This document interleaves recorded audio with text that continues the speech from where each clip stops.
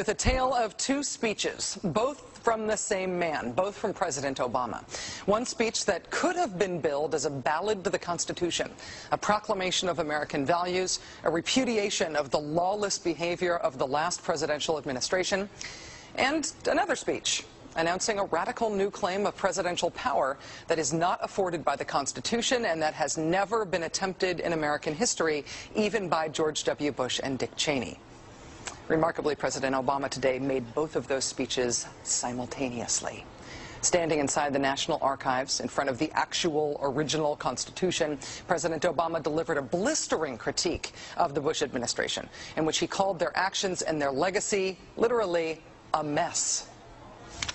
Our government made a series of hasty decisions. Poorly planned, haphazard approach. Too often, we set those principles aside as luxuries that we could no longer afford. Our government made decisions based on fear rather than foresight. The decisions that were made over the last 8 years established an ad hoc legal approach for fighting terrorism that was neither effective nor sustainable.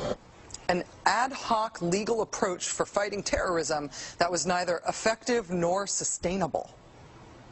Ouch. Then, moments later, he announced his own ad hoc legal approach for fighting terrorism.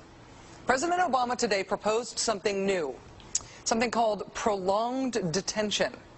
Doesn't sound that bad, right? Prolonged detention. Did you ever see the movie Minority Report? It was based on a Philip K. Dick short story. Came out in 2002. It starred Tom Cruise, remember? He played a police officer in something called the Department of Pre-Crime. Pre-crime is where people are arrested and incarcerated to prevent crimes that they have not yet committed. Mr. Marks, by mandate of the District of Columbia Pre-Crime Division, I'm placing you under arrest for the future murder of Sarah Marks and Donald Dubinos. Take place today, April 22nd, at 0800 hours, 4 minutes. No, I didn't do anything.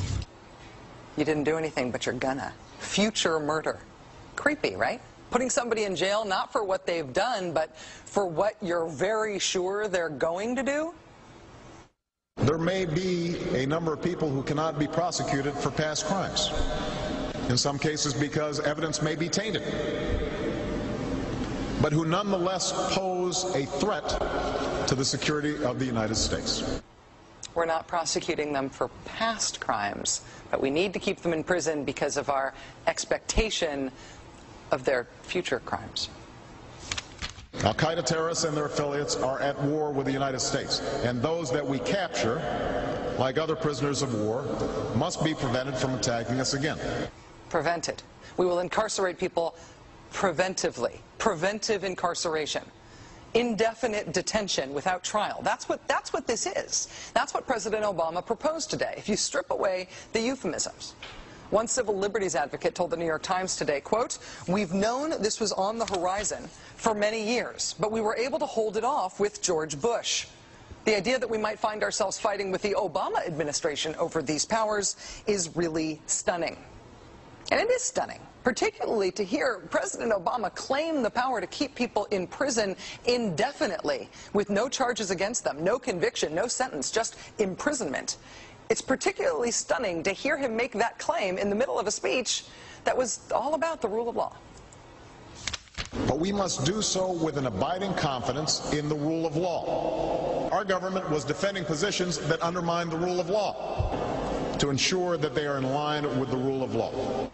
How can a president speak the kind of poetry that President Obama does about the rule of law and call for the power to indefinitely, preventively imprison people because they might commit crimes in the future? How can those two things coexist in the same man, even in the same speech? Well, that brings us to the self-consciously awkward, embarrassing part of this speech today. After condemning the Bush administration for what he called their ad hoc legal strategy, for trying to make things seem legal that patently weren't, this is what President Obama proposed.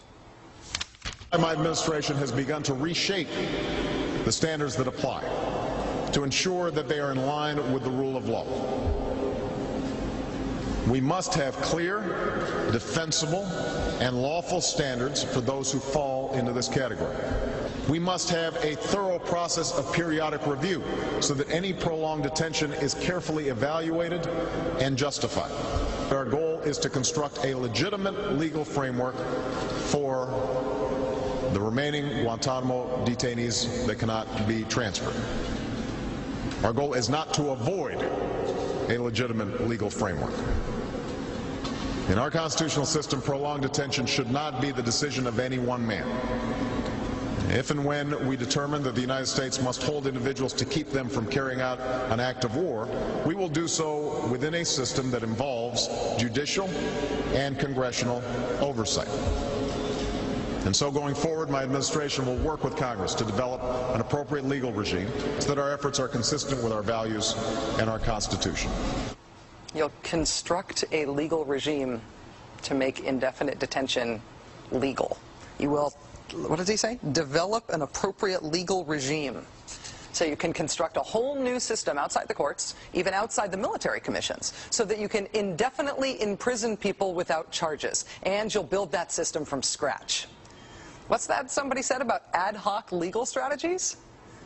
Just for context here, in the United Kingdom, where there isn't even a Bill of Rights, there's been a major debate about whether people can be held in preventive detention. Former British Prime Minister Tony Blair wanted 3 months to be the outer limit for how long anyone could be held. There was a big political fight about it. Parliament ended up limiting that power to 28 days. 28 days is still the longest period of preventive detention that's allowed under law in any comparable democracy anywhere in the world. How long would President Obama's proposed preventive indefinite detention last? Well, he's not saying yet, but here's how he defines the threat that he says makes indefinite detention necessary. Right now, in distant training camps and in crowded cities, there are people plotting to take American lives. That will be the case a year from now, 5 years from now, and in all probability 10 years from now. 10 years from now. So you could get arrested today and locked up without a trial, without being convicted, without being sentenced for, say, 10 years until the threat of your future criminal behavior passes. Prolonged detention, he's calling it. This was a beautiful speech from President Obama today with patriotic, moving, even poetic language about the rule of law and the Constitution, and one of the most radical proposals for defying the Constitution that we have ever heard made to the American people.